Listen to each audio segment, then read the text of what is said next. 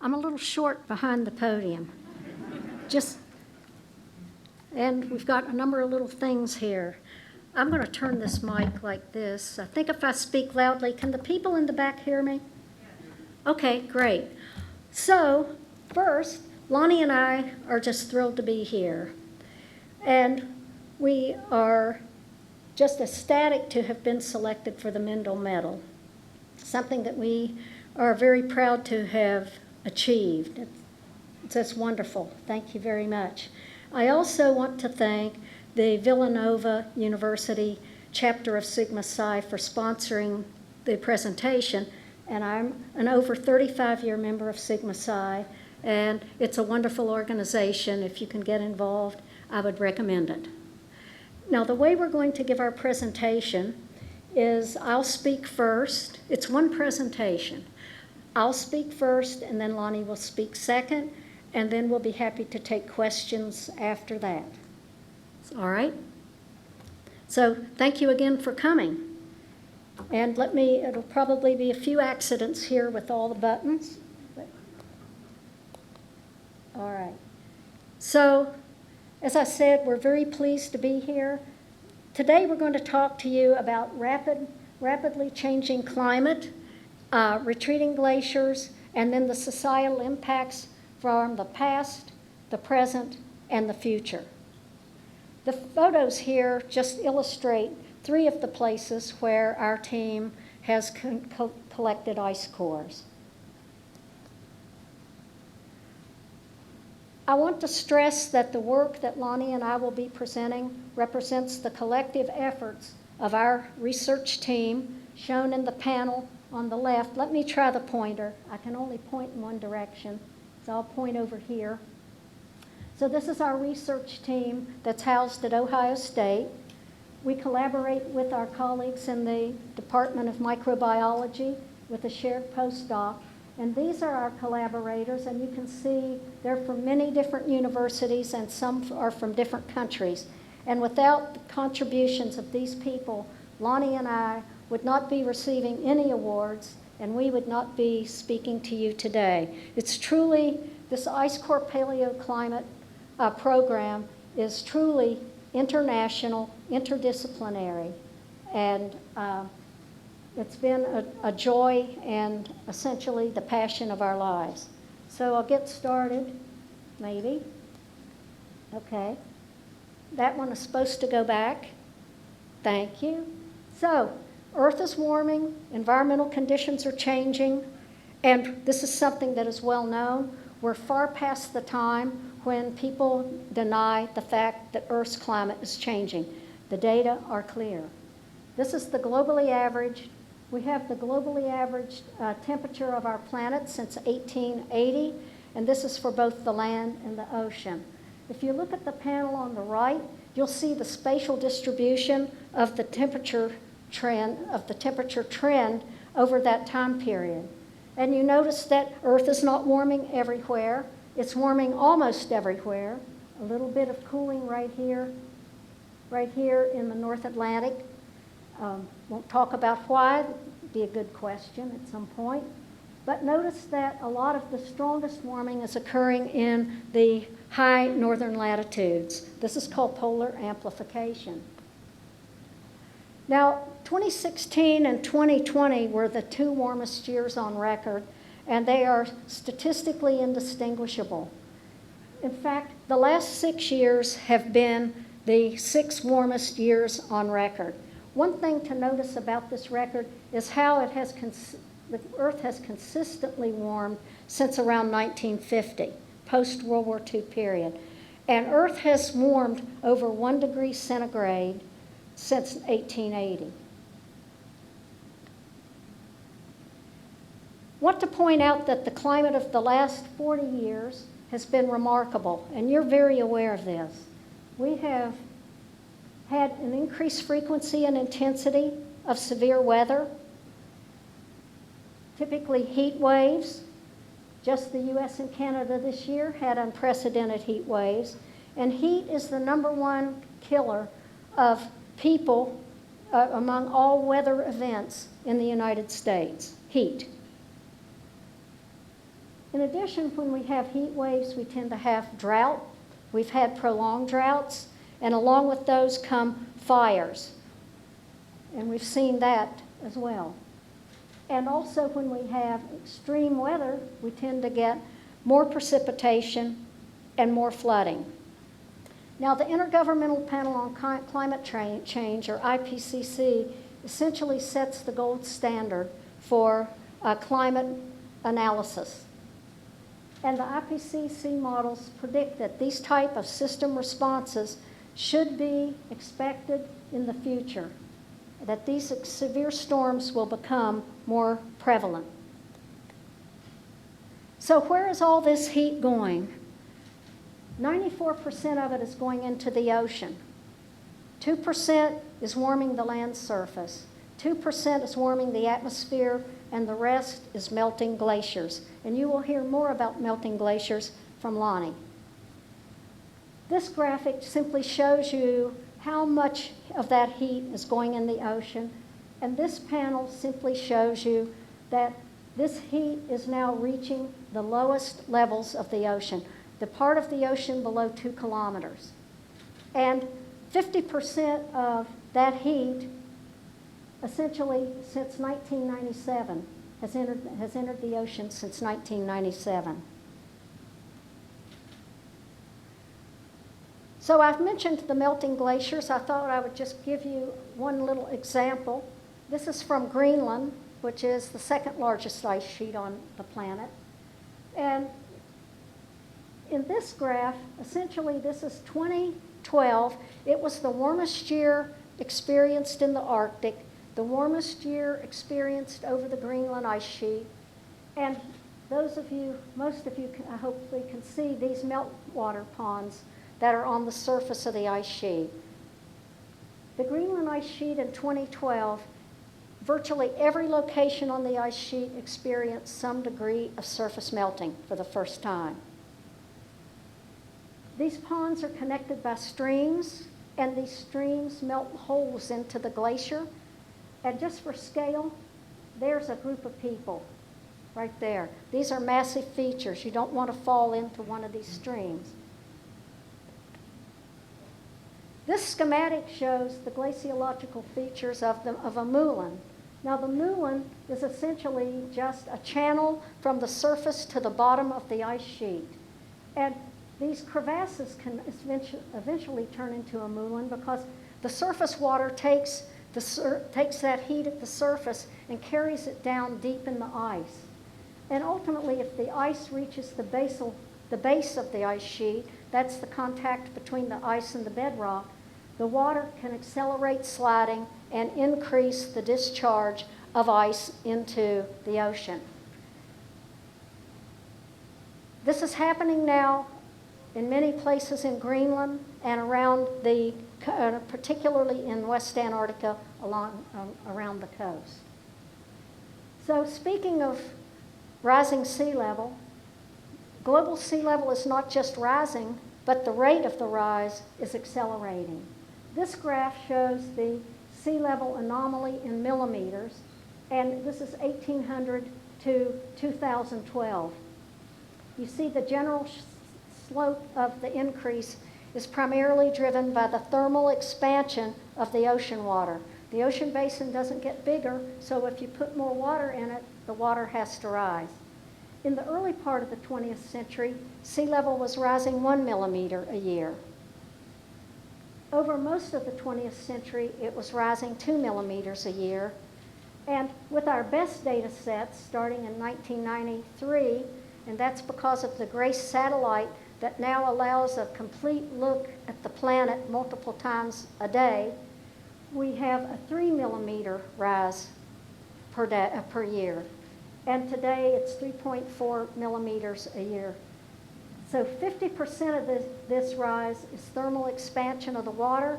The other 50% is melting ice, with half of that coming from the mountain glaciers and the other 25%, 10% from Antarctica, 15% from Greenland.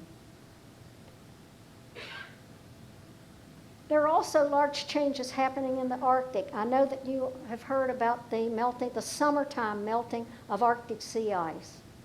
This graph from the National Snow and Ice Data Center shows the decline of sea ice over the summer in the Arctic basin since 1979.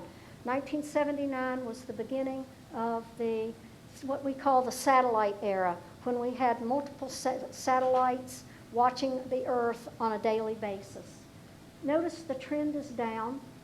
There's a lot of variability, but every year in September, almost always in September, the Arctic sea ice reaches its annual minimum. This past year, last year was September 16th, or I'm sorry, last year was September 15th, and it was the second smallest extent of sea ice, eclipsed only by the 2012 extent that was associated with that very large warming in the Arctic that I mentioned. So there is variability, but the trend is clearly down. People ask, well, when will the Arctic be ice-free? The question really should be, when will the Arctic basin or ocean, when will it experience its minimum sea ice, or which will be zero? In other words, when will we have a September where there's no sea ice in the Arctic? And the answers come back anywhere from just a few decades to maybe 30 or 40 years. Now, the sea ice will always grow back in the Arctic. Well, always is not, with Mother Nature, you never say always, because Mother Nature is always full of surprises, as is our climate system. But in the winter, it's dark in the high latitudes, and the sea ice will grow back. All right? So you're going to hear a lot more about the melting glaciers from Lonnie. The places shown in red here are places where the glaciers have been documented to be both shrinking, both laterally and vertically. And all of these places that I know you can't read in white are places where our ice core paleoclimate group has collected ice cores, with one exception. And I'll point out Dome C right here. We did not drill that core, but I will be talking about that core in just a few moments. All of these other cores were drilled by our team. So climate changes due to both natural and anthropogenic or human-produced influences. The natural mechanisms that drive our climate system are changes in the output of the sun, which is well understood, changes in the concentration of volcanic aerosols in the atmosphere. This image shows the emissions from the 1991 eruption of Mount Pinatubo. Pinatubo created a 1 to 1.5 degree global cooling that lasted at least 1.5 years. So these volcanoes erupt sporadically, but they do, and they're natural, and they do influence our climate, but typically for a short period. The third mechanism are these coupled ocean atmosphere systems. I know you're familiar with ENSO. That is the El Nino Southern Oscillation. People are very familiar with El Nino and La Nina. And also the monsoon systems. And monsoon systems are absolutely critical to bringing precipitation to regions like southern part of Asia, as well as the Andes of Peru and the southwestern part of the United States. This image shows the Pacific Basin with this large Pacific warm pool of water, and this affects climate around the globe. This is the opposite situation with a cold water pool, and conditions in the Pacific Basin are cooler. Now, there are also anthropogenic or human mechanisms that influence the climate system. And the one, and Stephen introduced that, actually he said, the greenhouse gases. You have already heard that word, and you're going to hear more about that word as we go through the presentation. The human emissions of greenhouse gases have severely upset what we call the Earth's energy balance. This is the observed increase in carbon dioxide, or CO2. This was measured at Mauna Loa since 1958 by the instrumentation installed by Charles Keeling. It's consequently called the Keeling curve. But prior to that, the only evidence we have for the concentration of CO2 in Earth's atmosphere comes from the air in the bubbles that are trapped in the ice, and I'll talk about that in just a moment. And so that has allowed us to determine what we call the pre-anthropogenic concentration of CO2. That's 280 parts per million by volume, and I'll come back to that and point out that currently Earth is at 415 parts per million by volume and climbing. And then we have changes, human activities, because humans modify Earth's surface in many ways, urbanization, etc. But we also burn a lot of fossil fuels, and that produces aerosols and particles. Also, as I just mentioned, human activity modifies the surface of our planet, such as urbanization,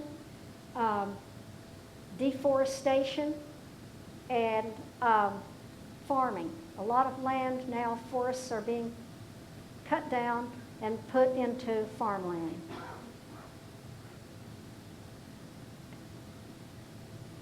So one of the big challenges for global climate scientists is what's called attribution.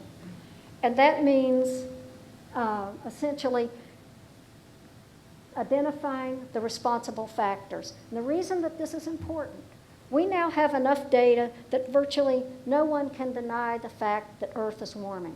People still sometimes vigorously debate whether or not the warming is due to human activity and how much impact it has.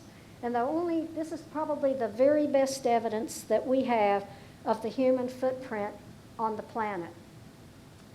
And so essentially, let's just look at this graph. We have the observations of the global average temperature from 1880 up to 2010. That's the dark line. So now what can be done, because the climate models have become so sophisticated and they test out very well, we can actually not just use it to predict the future, but we can predict, or we can hindcast or forecast backward what has already happened. And that the ultimate test of a climate model is, can it produce what you know has already happened? It's great to wave the wand and say, well, this is what the models say should occur, but then there's also, you have to look back and say, can the models reproduce what we know already happened? And so when we use the climate models and we force them just with natural forcing, you can see that the models are not able to capture that warming since 1950. But if we put natural and human forcing into the model, in other words, add the human forcing, you see now that the models do a very good job of reproducing the observed data. And when we can do the same thing, but rather than just looking at the globally average temperature, as we did in the first panel, we can look at the spatial distribution of the trend. And you see, this is the observed data. This is what the model is attempting to match. It's very similar to that first graph, to the first similar diagram I showed you. But this is the spatial distribution of the temperature trends from 1951 to 2010 if the models are forced only by natural forcing. You can see it can't capture the actual, what we know of the observed data. But when you fold in the human forcing, we do a very good job. The models do a very good job. Give the models the credit. All right?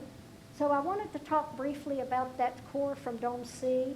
It's probably the most well-known core, and it was drilled to 3,200 meters here in East Antarctica, and it provided an 800,000-year record. It is the longest record ever recovered from an ice core. The lower panel shows you the temperature record. It's based upon the oxygen isotopic ratio, which in paleoclimatology is one of the major paleothermometers. This is the Holocene, the last 10,000 years. See, it's warm. This is the time when modern humanity developed. We started developing agriculture 8,000 to 9,000 years ago during this this warm period. It was very amenable to that. But the 100,000 years before that, Earth was in a glacial stage. We had an ice sheet covering Columbus a mile thick at that time. This simply shows you 8 glacial interglacial stages. But the upper panel shows you the carbon dioxide content over that same 800,000 years. So when CO2 is higher, the Earth tends to be warm, or we could say it the other way. We could say that when the Earth is cold, the CO2 is drawn down. There's no human influence here at all.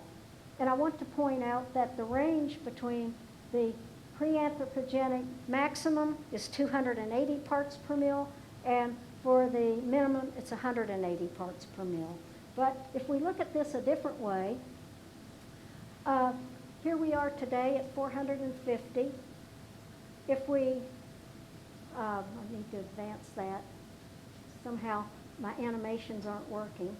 Can you advance it? There you go. You can see that over the last 800,000 years, we have never had a CO2 concentration as high as today. And in fact, we have to go back roughly 2 to 3 million years to the Pliocene when Earth had a concentration at that high. And at that time, sea level was somewhere around 25 to 30 millimeters higher.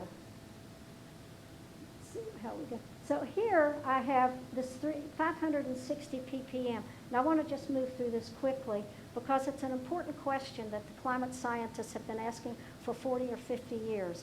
And that is when the CO2 concentration of the planet doubles from 280 to 560, what is the likely range of temperatures that can be expected on the planet? And the Intergovernmental Panel on Climate Change just published its 6th assessment report. And the answer is somewhere between 4 and 5.5 degrees centigrade warming. And that might not sound like much, just like one degree didn't sound like much when I mentioned that earlier.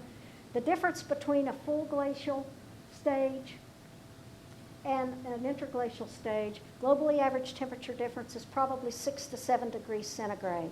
So that puts 2 to 4 degrees centigrade within an interesting perspective for us.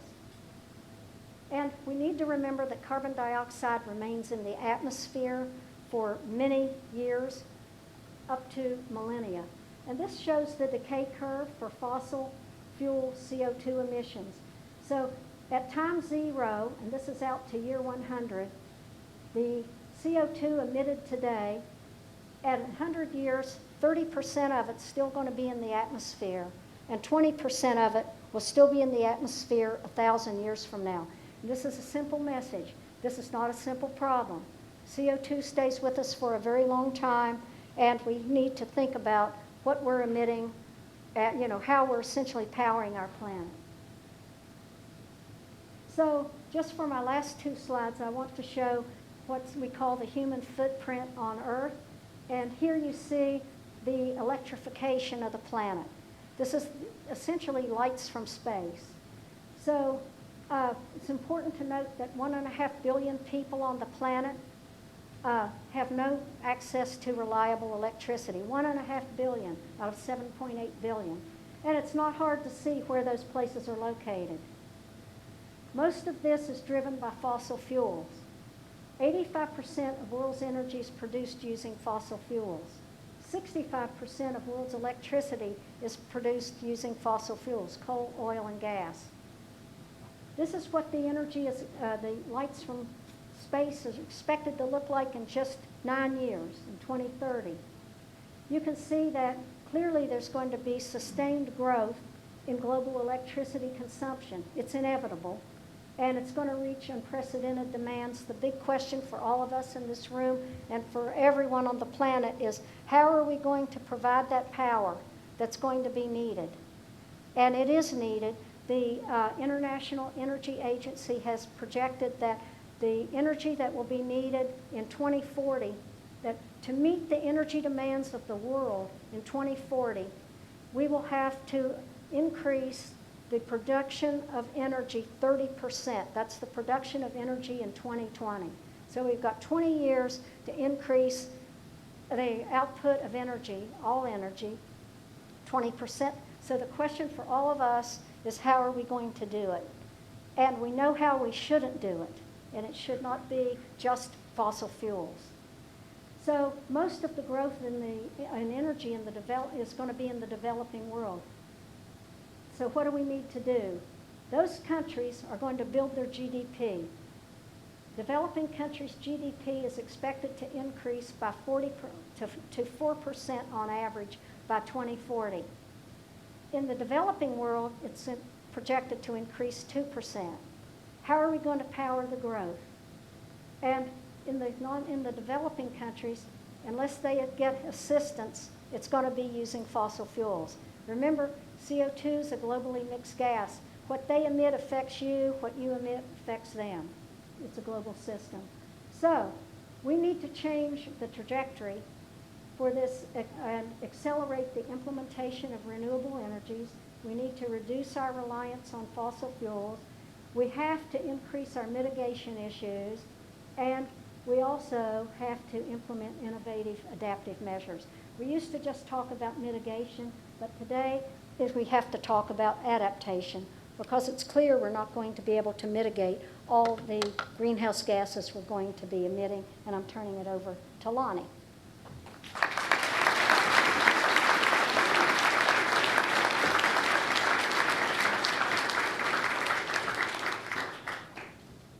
That's for your slide, and that's for your pointer. Okay. Thank you very much. It's my pleasure to be here this afternoon, and I want to talk a little bit about our ice core research program. It's global, and we've had the pleasure to work in 16 different countries outside of Antarctica and Greenland. And I want to say that this could not be done without international collaboration of scientists and governments. We often forget that we live on a sphere, and because we do, over 50% of the surface area of this planet is actually between 30 degrees north and 30 degrees south. And that's also where over 50% of our 7.8 billion people live. So it's an important area to understand both natural and human-driven changes.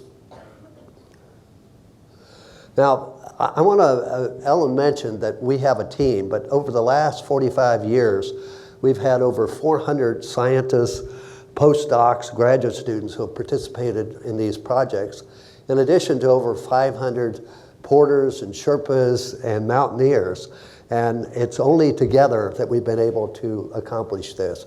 This is actually a view of our latest drilling site, Huascaran, which is the highest tropical mountain on Earth, and we drilled that in the summer of 2019. Now, one of our big challenges at the beginning was, how do you go to these remote parts of the world and actually recover an ice core and keep it frozen and get it back to Ohio State University?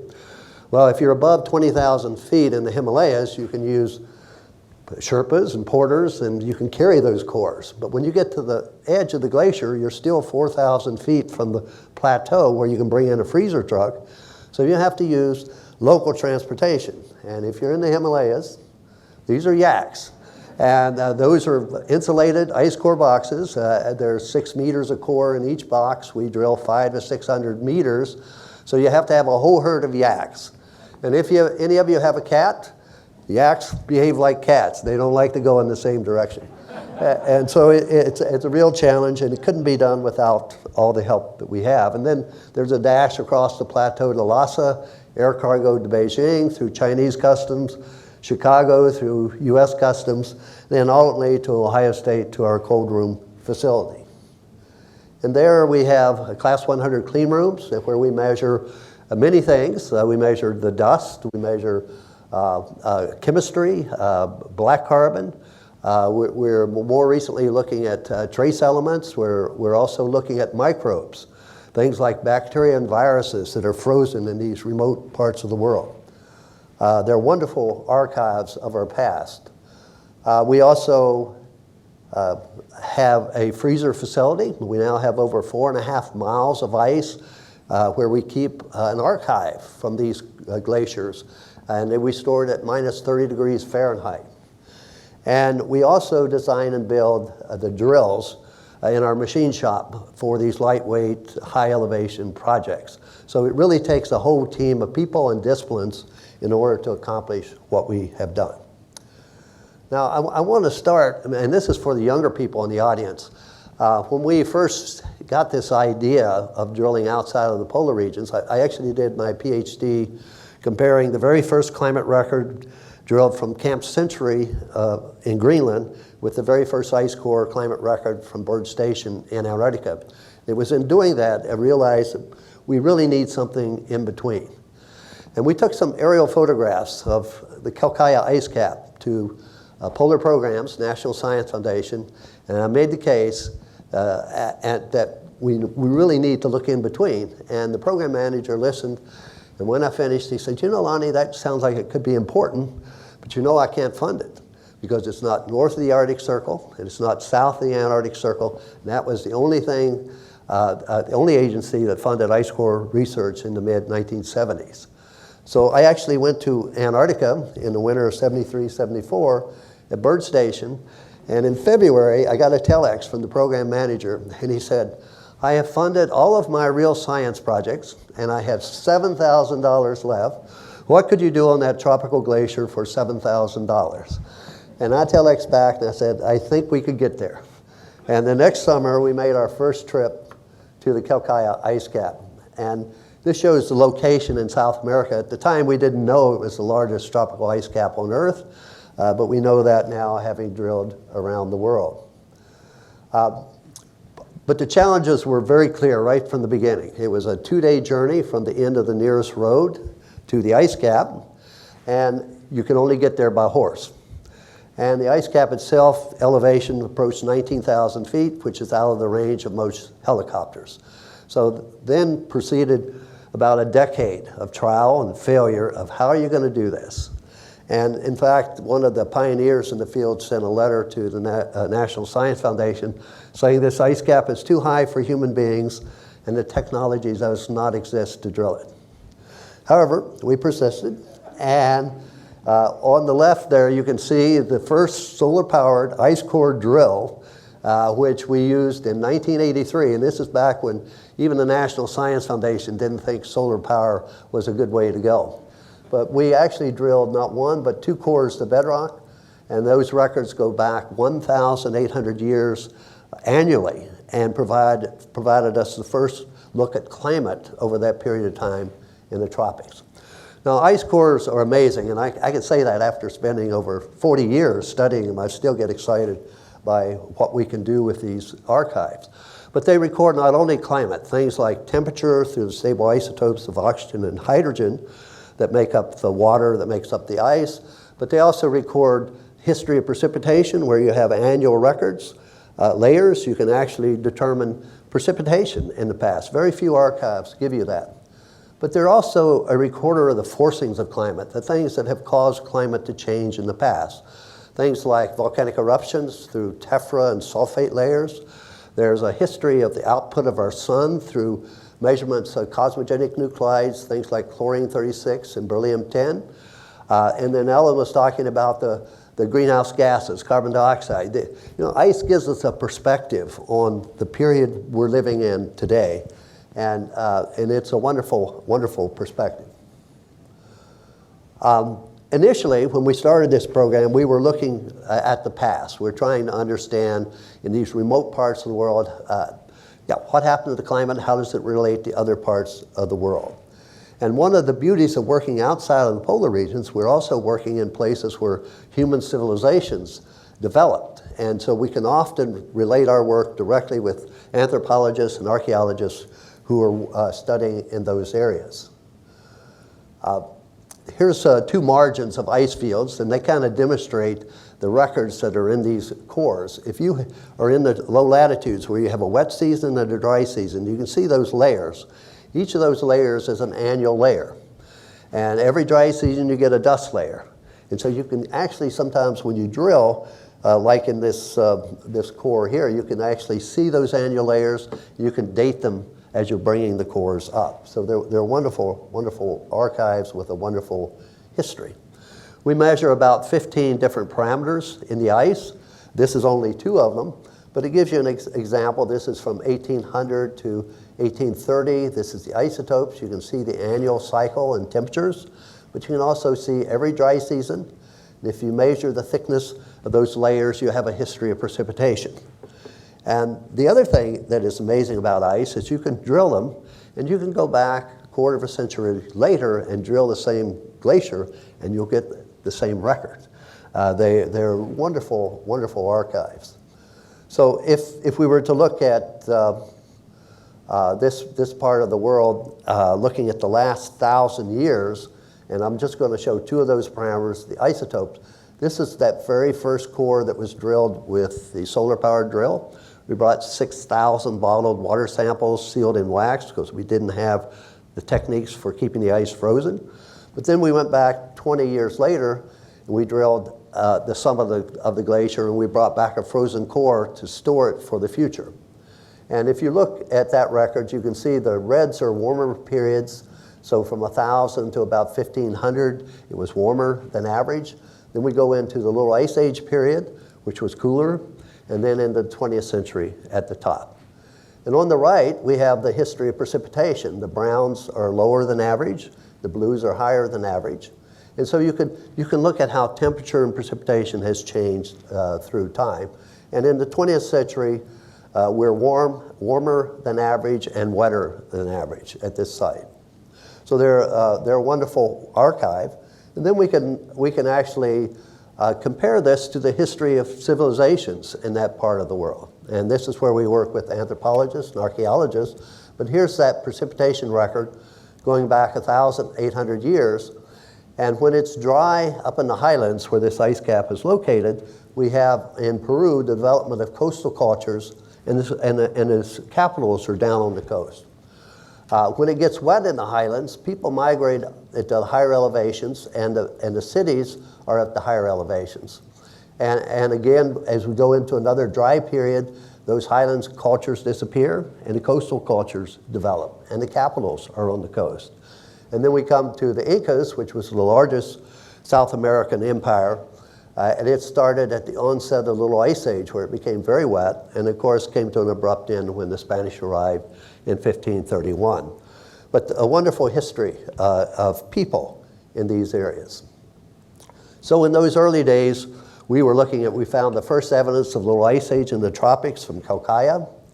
We found the first evidence of significant cooling in the tropics during the last ice age, when the northern part of the Earth was covered with a major ice sheet. And over in the Himalayas, we were able to document major monsoon failures through time. And these were published in a whole series of science papers. But it was into bringing these records together and looking at composites that we became concerned about where we are today. So if we look at the present, and we look at that history as recorded in the ice, in the isotopes, our temperature proxy, this is the last 2,000 years. So we go back to the birth of Christ, coming forward in time, the Little Ice Age. This is a composite of all these low latitude cores. You can see the warming in the last 50 years. In fact, it's warmer than it's been in the 2,000-year history shown here. And then just 2 months ago, in the most recent IPCC report, they had a composite of paleo records from all over the Earth, and that's shown here. And you can see the Little Ice Age here, and overlapping with our instrumental records, and again, warmer than it has been in the last 2,000 years. So they give us a perspective. But what we've been able to observe as these temperatures rise is the actual change in the ice itself. This is back in the 1970s on Calcaya. These are just shallow cores coming up to the present. But as you come forward, you can see that annual cycle disappearing. It was in 1991 that for the first time we actually observed melting occurring on the summit of that glacier. And when you get melting, water moves through the porous firn, erases the signal. And so, and you can see that the 2015, 2016 El Nino years are warm years for the Earth. We lose the signal completely. And so we're starting to lose those records. The other thing is that they not only record climate, they respond to climate. This is the largest outlet glacier, Korikalis, coming off the Quelccaya ice cap. We started mapping this in 1978, and it's now the longest mapped tropical glacier on Earth. This is what it looked like in 1978. 40 years later, same valley, this is what it looked like. That lake started forming in 1991. It now covers 84 acres. It's over 200 feet deep and is a whole new feature on the landscape. On the right, those beautiful annual layers that we saw in the 1970s. 24 years later, same place. And it brings home the message, we're losing the history that's in the ice, but we're also losing a very valuable water resource for the people who live downstream and depend on water from those glaciers in the dry season and during times of drought. This is one of those families, father and mother and their child. They raised 400 alpaca in the valleys below Quelccaya. And you can see Korikalis Glacier here, and there's a pasture here, and often we see their alpaca grazing there. This is the same place 1 year later, and you can see that pasture is covered with sediment. And in March of 2006, there was an avalanche that came off of Quelccaya, fell into the lake, created a mini tsunami, and drowned many of their alpaca grazing downstream. And the point here is that would not have happened before 1991 because there was no lake in this valley. So the local people are being impacted by these changes. I'm going to take you to a glacier in New Guinea. Or what's now called Papua, Indonesia. It's the only glacier between the Himalayas and the Andes. The oldest photos we have found were from 1936, and as you come forward in time, you can see how the glacier breaks up.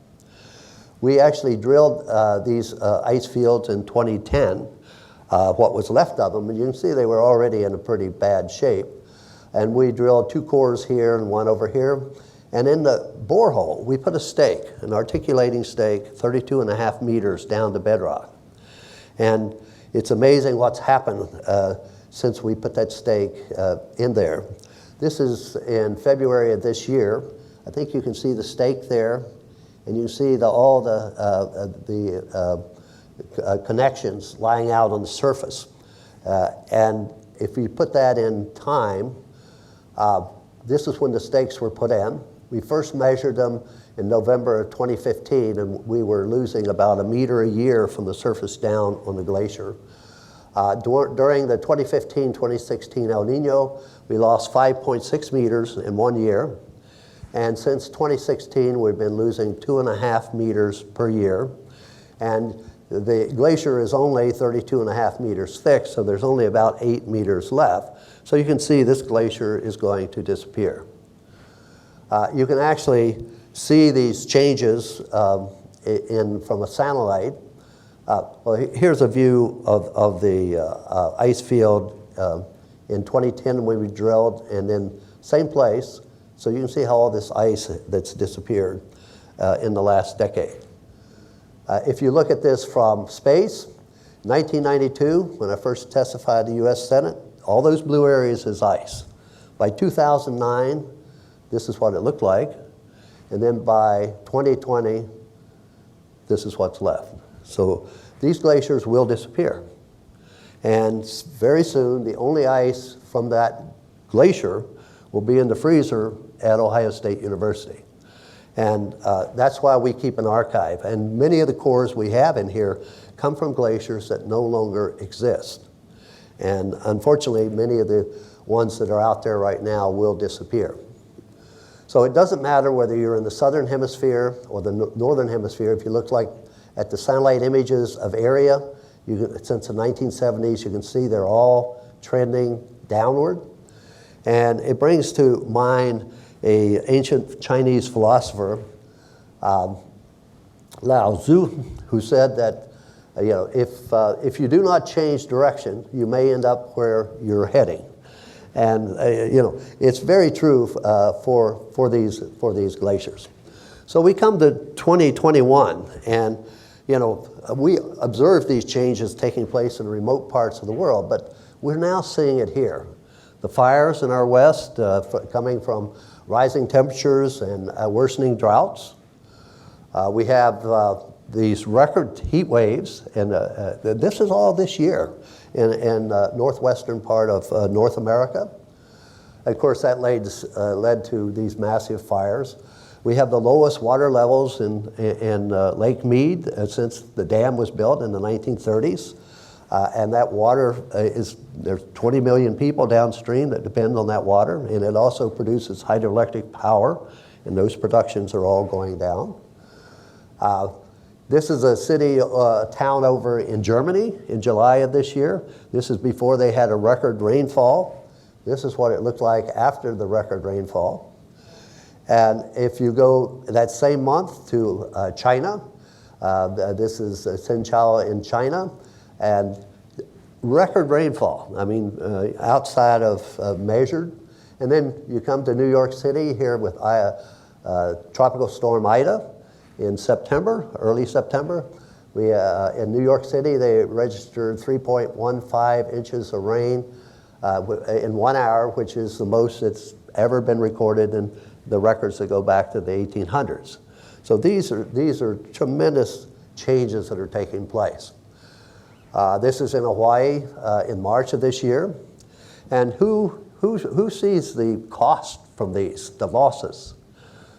Number one is the insurance companies, and of course we pay premiums to them, but the international insurance companies like Swiss Re that insure insurance companies to distribute risk globally.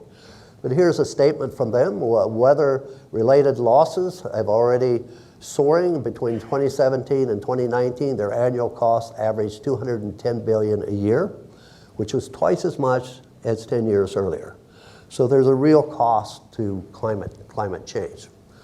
So I'd say our current climate situation is a global crisis, but it's not really recognized yet. Thermal inertia, the warming that's in the pipeline that Ellen talked about.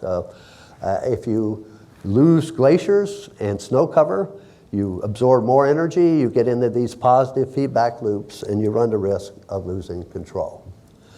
So I want to talk a little bit about the future. And first, the future in the ice core research. We've spent the last 40 years drilling down in the Andes. These are places we've drilled. Our latest site, Huascaran, is right above the Amazon basin. These changes that are taking place there can be seen just like on Quelccaya. These are shallow cores, and we started in the 1990s. You can see how the record's been lost. And the only place that there still were being recorded in the 1990s and coming up into 2016 was on the call of Huascaran. And so we wrote a proposal to NSF, a salvage mission, to go to this mountain and recover 2 ice cores from the call and to drill 2 cores from the highest tropical ice cap on Earth, which is on the summit of this mountain at 22,205 feet. So in the summer of 2019, we drilled 2 cores to bedrock in the call. They're 168 meters, that's about 1,500 feet in length, and 2 cores to bedrock on the summit, and those are about 200 meters in length. And we were able to get them back before the pandemic, and we've been able to keep our lab running all through that period of time. The other thing in my career that I found is as time has gone on, technology develops, and we can now measure things that we could not measure in the past. One of those is black carbon, and this is looking from the summit of Huascaran, and this is our initial black carbon measurements. And you see the annual layers, and we should be able to establish a history of fires in the Amazon going back 20,000 years. which is a span of records in these cores. I mentioned the microbial work that we've just started, and we just published our first paper on viruses this past summer in microbiome. And in an ice core from Western China, we were able to get the genetic code from 33 viruses species, and they belong to 32 genera, and they include 28 novel genera. And we have the most geographically diverse collection of ice on Earth in our freezers. So we are just beginning to look at that history through time. But the last thing I want to share with you is something that just 2 weeks ago we found. You know, all of our methane records for this planet come from polar regions. And it's always been thought that there wasn't a place that was high enough or cold enough to get such a record in the low latitudes. Particularly important in this region because of the Amazon basin is the largest natural producer of methane on Earth. And the winds blow across the Amazon and then up over the Andean mountains, the tropical easterlies. And so here's the very first records. The green curve here is the methane record from Greenland, and the black and the blue curve are from Antarctica. And these are our very first samples from this summit of Huascarán. So it looks very promising that we're going to have a tropical record of these gases and how they've changed through time. This is a view from at night from the summit, looking to the west. To the west is the coastal desert of Peru. But you can see in the valley here, the lights, the meltwater from these glaciers go into Rio Santa Valley and furnish drinking water and irrigation water. It flows to the north of the river, goes to the Santa Cruz hydroelectric dam, then flows back to the south along the coast and gives water supply to Chimbote, a city of 400,000 people living on the coast. All of them depend on that water that originates on these glaciers that are all shrinking. And if we look at the projections using the RCP 8.5, looking at 2100 of temperature changes on this planet from 90 degrees north to 90 degrees south. We hear a lot about the Arctic amplification, but there's also a tropical amplification. If you raise the temperatures 2 degrees at the surface in the tropics, you'll raise the temperature 2 to 3 degrees higher up at the higher elevations where these glaciers are located. And that means all those people who are depending on water are at great risk as we go forward in time. Now, I want to close on an optimistic note. We live in a very unusual time in human history, and the fact that I'm up here talking to you with someone else's heart is a testament to that. And we have a path forward. And I look at the cost per megawatt hour here of electricity coming from solar starting in 2009 and from wind coming up to 2017. You can see they're now more competitive than a lot of our fossil fuels. And so we do have a path forward, and we're making great strides with battery technology driven by electric car transition that we're going through. We have a long ways to go. There's a lot of work, and we need a lot of bright young people working on this. But we do have a path forward. And before the pandemic, around the world, young people were taking to the streets protesting the lack of actions of their governments on this issue of climate change because their future is at risk. And these young people, our sons and daughters, you know, they're really our hope for the future.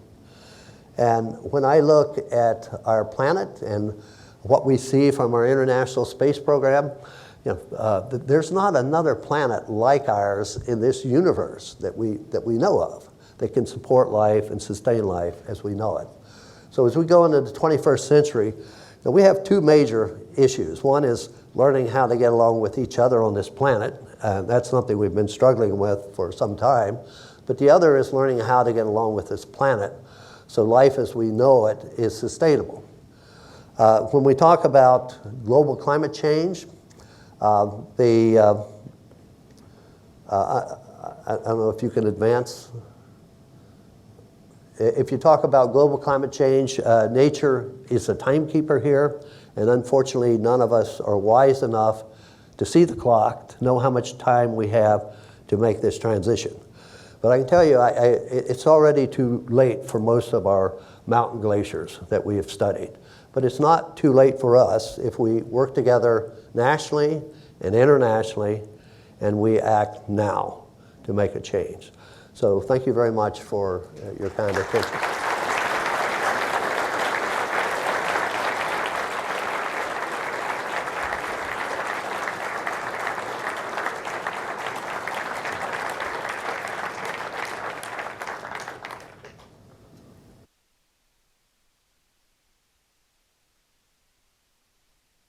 Would be willing to take questions if there are questions. I thought we were going to have microphones. It doesn't look like we do, so please speak up.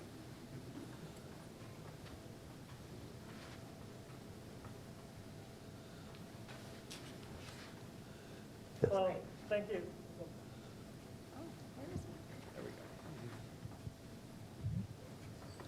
Thank you. Ecstatic to hear about all of this.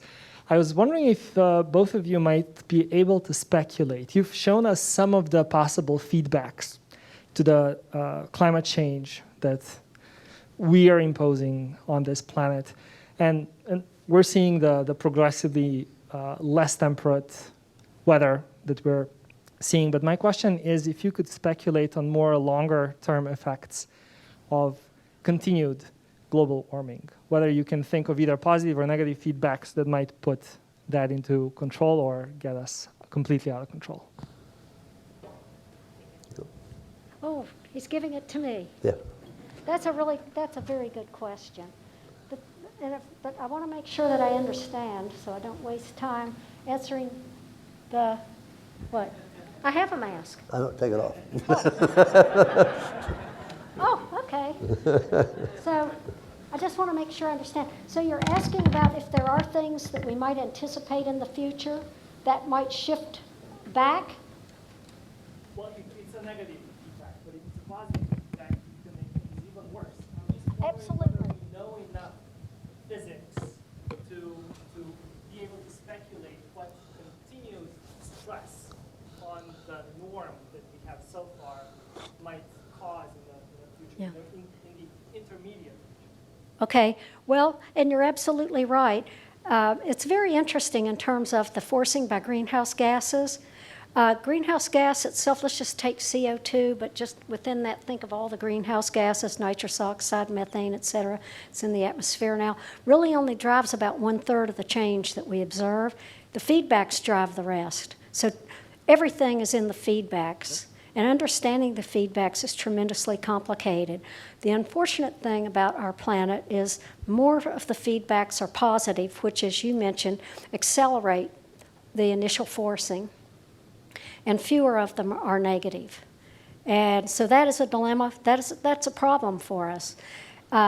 There is ample discussion internationally, but particularly here in the U.S., the National Academy of Sciences has been holding quite a number of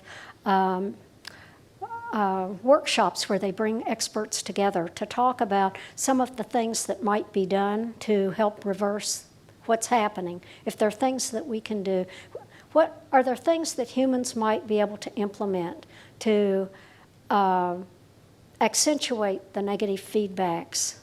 And we used to call that geoengineering, and now it's called climate intervention. We've been told don't use geoengineering, use climate intervention. So they're talking about climate interventions such as introducing sulfate aerosols high into the atmosphere.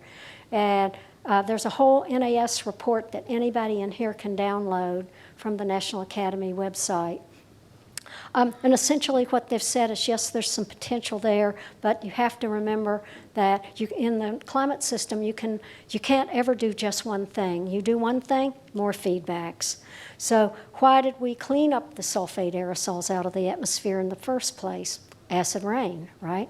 So, but now we're talking about spending a lot of fossil fuel to put sulfate aerosols in the stratosphere. And ultimately, whatever goes in the stratosphere will eventually find its way to the troposphere and then to the surface. So they see hope there, but they say proceed cautiously. The other report is very interesting, and I think that right now it doesn't seem as ready. It's not ready to go operational, but it seems to have longer-term potential, and that's carbon capture. And then along with carbon capture comes reliable sequestration. You've got to put it somewhere and be sure that it's going to stay there for a very long time, because we talked about the lifetime of CO2 in the atmosphere. And they're recommending a lot more investment in studying that and in technologies. And there are technologies out there now that are capturing carbon, but when you consider we put 33 gigatons of carbon in the atmosphere every year, and in 10 years that'll be 39 gigatons. That's how it's accelerating because of economic growth. So the question is, can we bring the technology on at the rate that we're going to need the technology, and do we have places to sequester? But those are the types of things that people are thinking about. I mean, everything in the climate system can change on a dime, because there's things in the climate system that you can't, some things that maybe we're not even aware of that can jump up and surprise us. But other things that we do know about, we really still don't understand that well. That's my long answer to your very good question. I think I would just add I think I'm good. Can you hear him in the back? Yeah. Okay. I think that one of the challenges are there are things that we know. For example, we know carbon dioxide is more soluble in the world's oceans when it's colder than it is when it's warmer.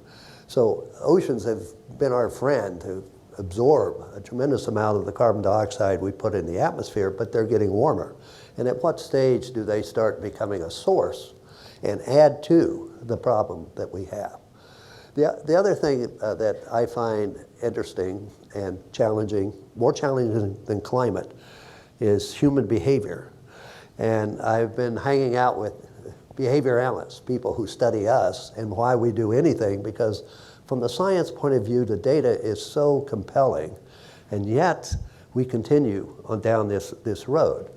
And there are several things I found out, one of which is that we are not very good as a species at talking about things happening in the future or reacting to things in the future. We react to the here and now, what's happening today, what's happening this week. And for climate change, unfortunately, it's no longer something in the future, it's here now. But as human beings, I think it's a time scale on which we can and probably are at our best in reacting. And there are a number of cases like this, and I'll just give you one. In the leading up to the Second World War, there were all these discussions in our Congress about joining the Allied forces in Europe, and a lot of pushback because we had lost 60,000 men in World War I. Why would we do this again? And then came December 7th. Everything that had been impossible up until that time became possible. And I think this is the thing, is that we have to get out of the mode of thinking that these things aren't possible, because if humans create a problem, humans can fix a problem. But we do have to get on the same page, and we need to better understand ourselves and how we interact with each other.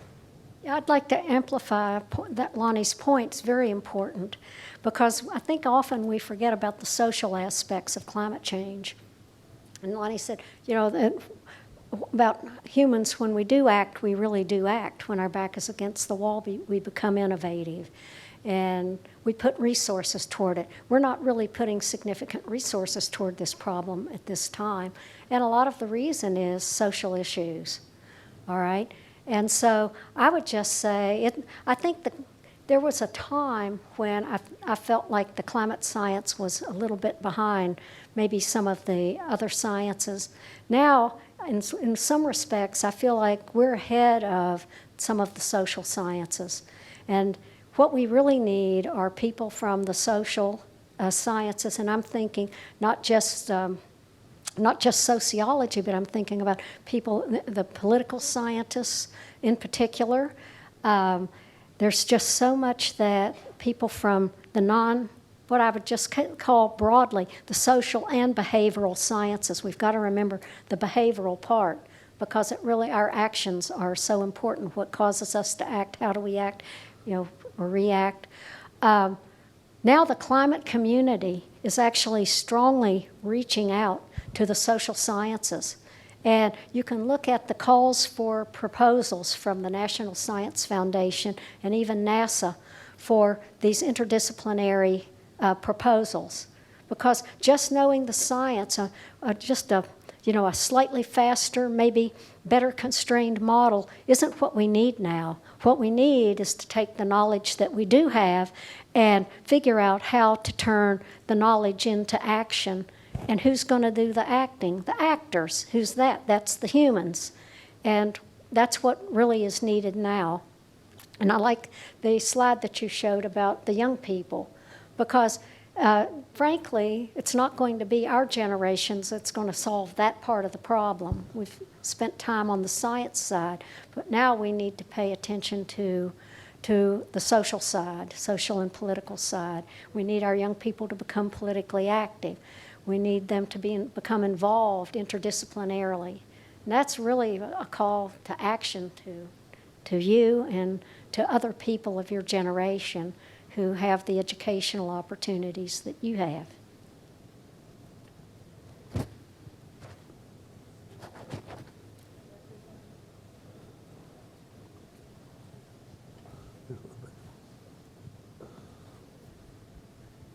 Did somebody have a question? Yeah.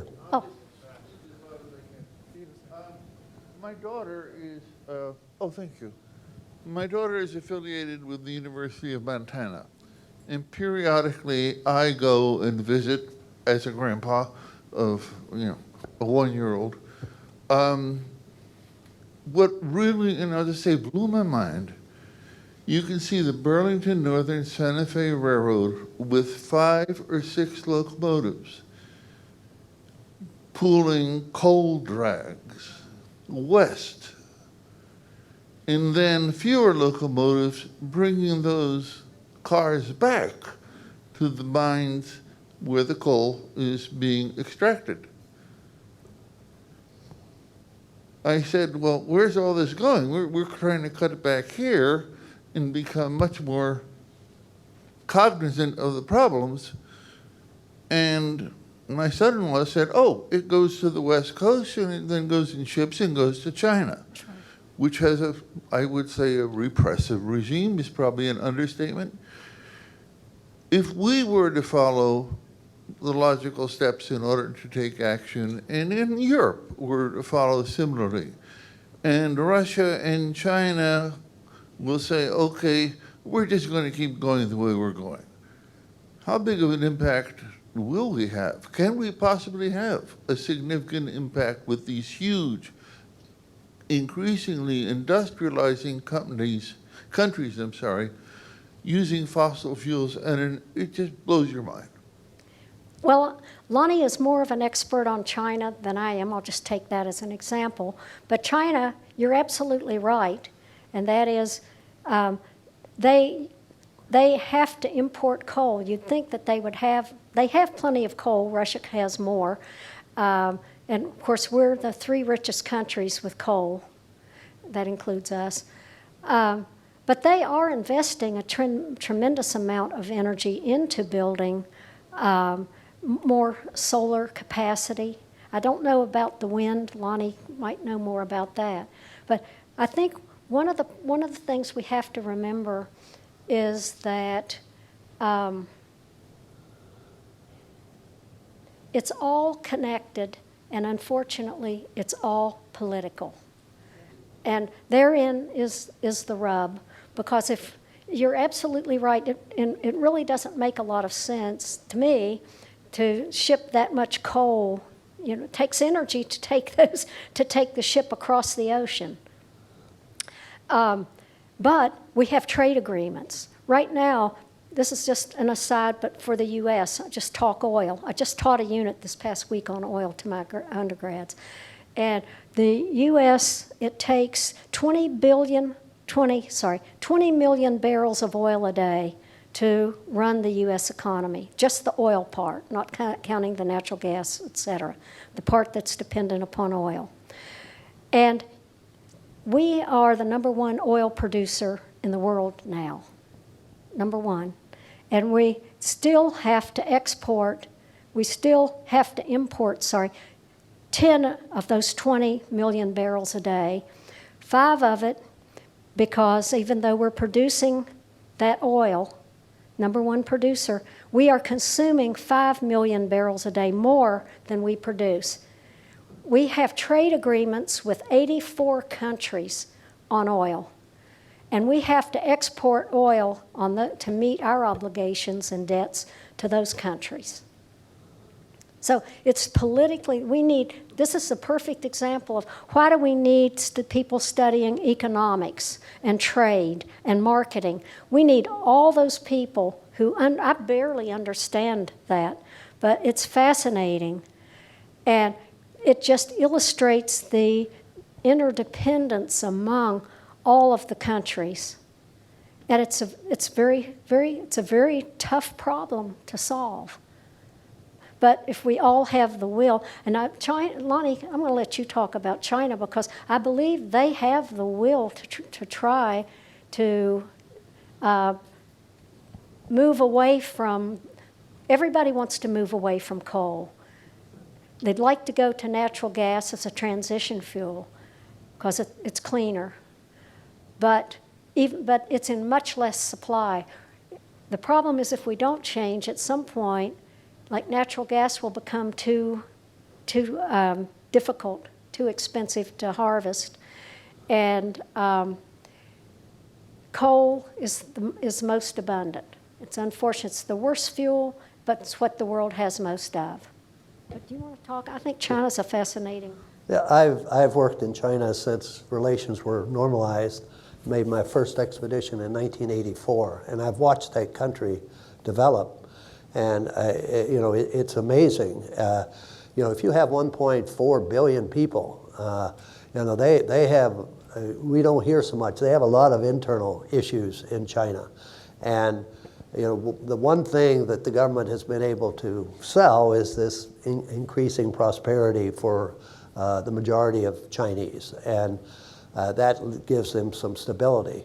But the amount of resources that they are putting into alternative energy, I mean, they're the biggest solar panel producers in the world. And we have to be careful in this country that we don't stick the old technology. The beauty of this country is we are very innovative. And the fact that solar and wind is now cheaper than oil and gas, if you can produce a product using less energy, cheaper, it's going to have more competitiveness on the global market. And so I think that your point is well taken. And I've often thought that instead of trying to bring 180 countries together, we should get the US, China, India, that are the big consumers of fossil fuel to come up with an agreement that they can work with for reducing. So they agree and the rest of the world will come along. It's hard to get 180 countries to agree on anything. I mean, we have a hard time getting our Congress to agree on anything. Yeah. I was going to actually give you an example of dinner time conversation at the Thompson household, because he would say this, and that's all, fine. But I would have said, but here in the U.S., we can't even get things going. And it's great that solar and wind are cheaper now to produce. What we have, for example, locally as well as nationally, unfortunately more locally, pushback on those technologies. I mean, the laws that, I was at dinner with Barbara Wall, and she was telling me about the solar panels on her house, and she gets the reverse metering, so she can feed back to the grid. In Ohio, they've just outlawed it.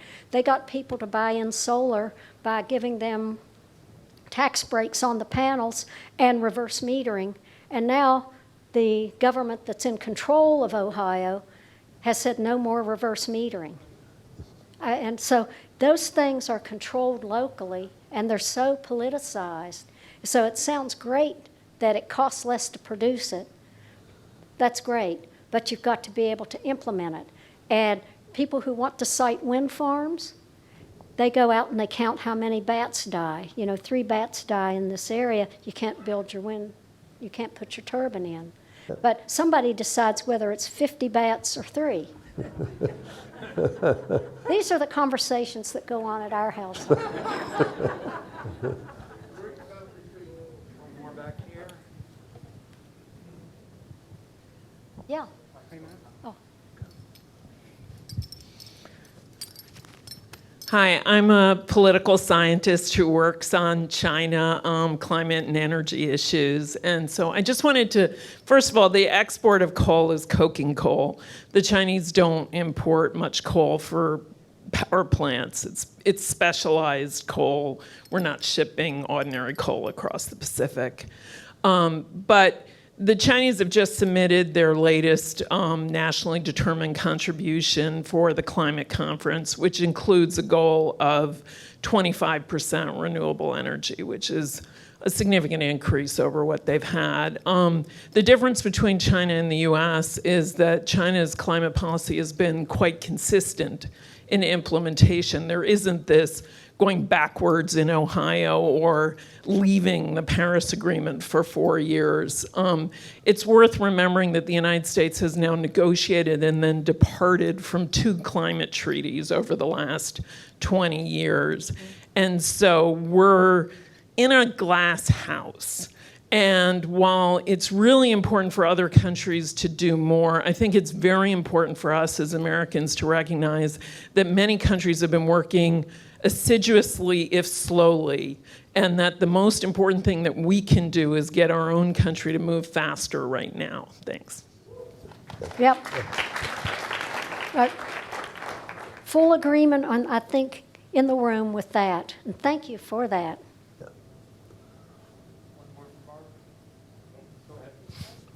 Thank you for your presentation and for your work, which is very important. You had invited us, Dr. Mosley-Thompson, to ask you about the discrepancy in the North Atlantic temperatures, which may be important. So if you could speak to that and its relationship to the thermohaline conveyor. Yes. And the whole question of ocean temperatures. Okay. Well, I'm not sure the whole question of the ocean temperatures. You might have to come back and remind me. But the cold, we saw that little nucleus of cold water. That's actually what's happening there is we're getting a tremendous discharge of cold water from Greenland. And you're seeing, I showed what's happening in Greenland along the coast. So now we have a source of cold water into the North Atlantic. And the concern with that is it has, and remember, it's not just cold water, it's fresh water.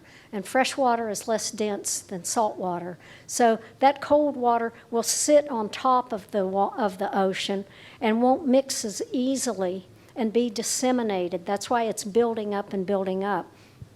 And what's bad about having that cap of that cold, fresher water is that it has the potential to to slow down the thermohaline circulation in the Atlantic that takes heat from the lower latitudes and brings heat up along through the Gulf Stream, et cetera, and keeps England warmer than it would be if we didn't have that circulation.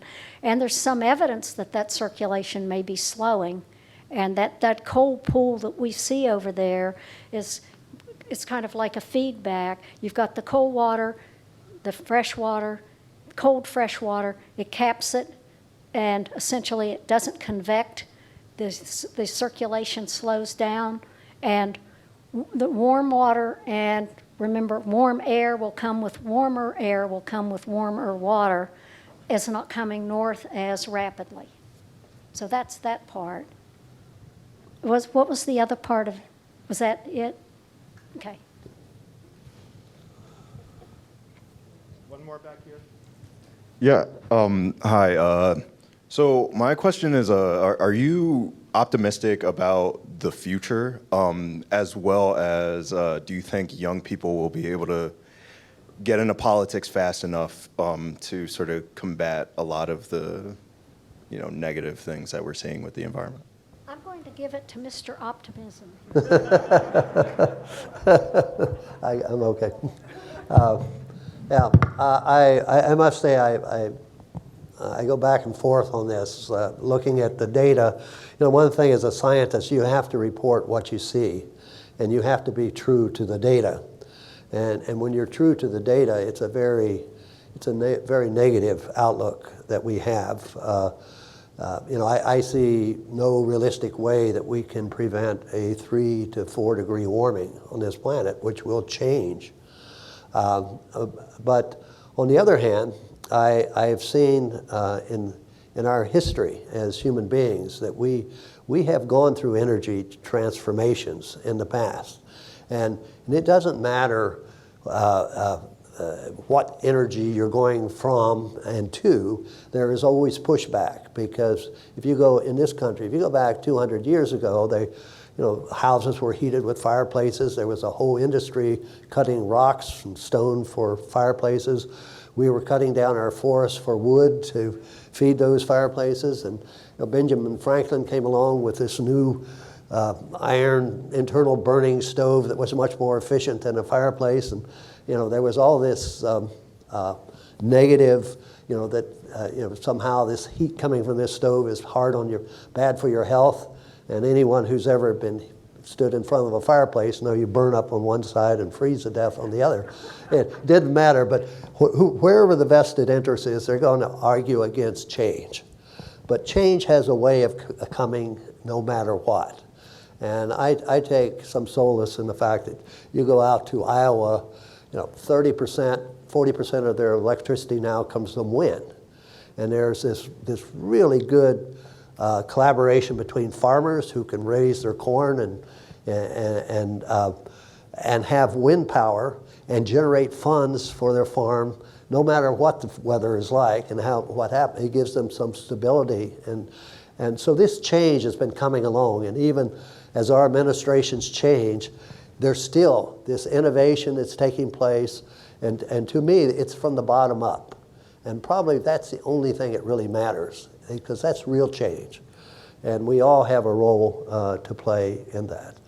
And I would just add one other thing. My daughter told me a number of years ago, she said, "Dad, one more ice core is not going to change the trajectory that we're on." She said that we have to reach millions of people to make a difference. And so we're trying, and I think we all have to try.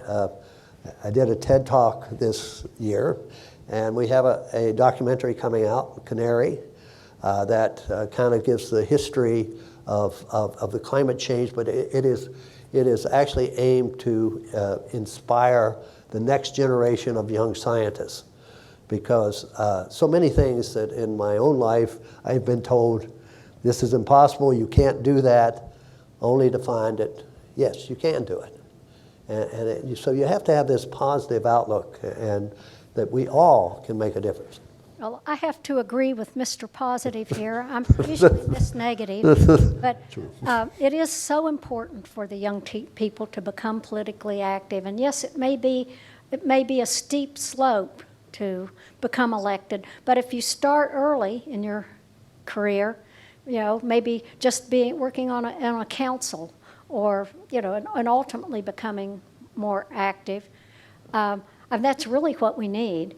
And I have this slide I show in the last day of my global climate and environmental class, and because I try to encourage the students to become involved, and everybody gets involved in a different way. Everybody has something to contribute.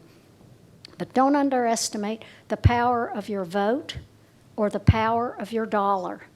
And how you spend who you decide to support with the products that you purchase can go a long way, because this whole thing that we're talking about is and the pushback, it's driven by money. Money and the search for power. And for many people, power is money.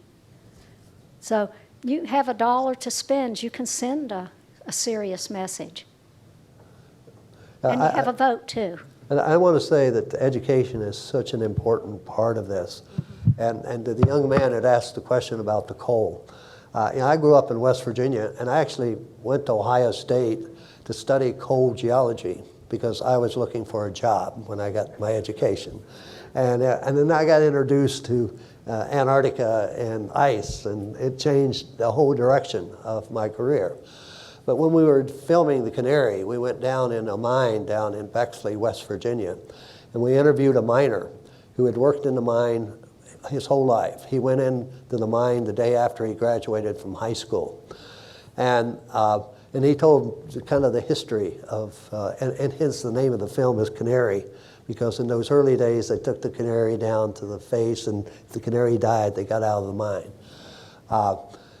But I asked him, I said, do you have children? And he said, yes, I have 2 sons. I said, are any of them going into the coal industry? He said, oh no, there's no future in coal. He said, they're engineers. And so education is a way that we can make a path forward for young people in areas where there are jobs and they can support their family. And I think having that hope of the future is so important for all of us. Thank you. Great. Thank you.